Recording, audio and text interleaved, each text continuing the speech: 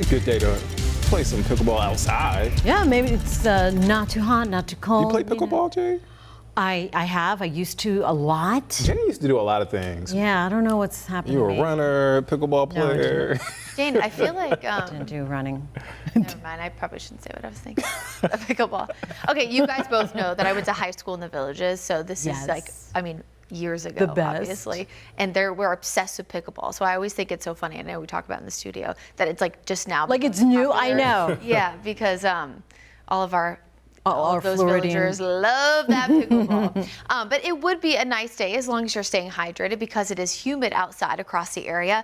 We do see temperatures over the next few days a little bit cooler than they have been. We hit 80 multiple times earlier this week. Today only in the 70s. And so a really great weekend to get out and try to see some of that fall foliage here across the Carolinas. Of course, a lot of areas in the mountains that were impacted by Helene are past their official peak, but there's still many that are welcoming visitors. So if you do decide to go out and peep some leaves, maybe try to find some of those organizations, some areas that really need the tourism and are open. If you're in part of the foothills, we are starting to see some of that peak color right now. That's Burke County, Caldwell County, northern Catawba, northern Cleveland, and even creeping into parts of Alexander. And then for most of the metro area across Mecklenburg County and areas into Union, Gaston, Lincoln, of course, into Iredell as well, we are seeing most areas at that high. That's including all the way down toward York County, Lancaster County, Chesterfield County as well.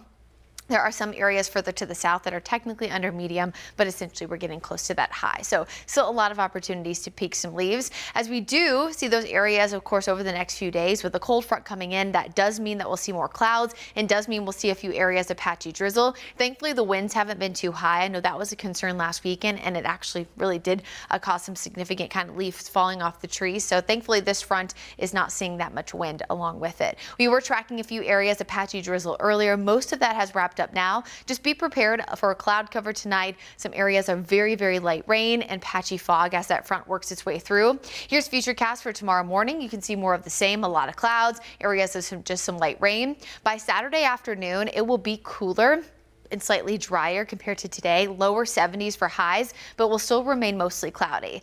Into Sunday morning, we see patchy fog once again. It's really not until Sunday afternoon that I think we'll see more sunshine. But unfortunately, the front that's pushing through now will eventually lift back north as a warm front. So by Monday, we'll start to see more clouds return. Monday is still feeling cool, but as early as Tuesday morning, it'll be a much different story. So this does happen a lot where a cold front will pass through, we'll get drier, we'll get cooler, and then eventually it gets pushed back up north. And anytime a warm front lifts north, we get humid air and warm air returning. Here's your weekend forecast. You can see 72 degrees tomorrow. Again, we will see some sunshine in the afternoon, though still seeing those mostly cloudy skies. Sunday starts off with clouds, ends with a lot of sunshine, both days in the upper 60s and lower 70s. Still tracking a little bit of that patchy drizzle for Saturday morning. Here's your Guy Roofing 7-day forecast. We have a lot going on tomorrow. App State is at home. We got the Panthers at home there on Sunday. Of course, we also fall back this weekend, which means we have to set those clocks back an hour before you head to bed. Roading on Tuesday, upper 70s, so really nice weather, no excuse to get out to the polls. And then as we look at the end of the week, temperatures still very warm, close to 80 multiple days, and eventually we track the return of rain from really Wednesday all the way through next weekend.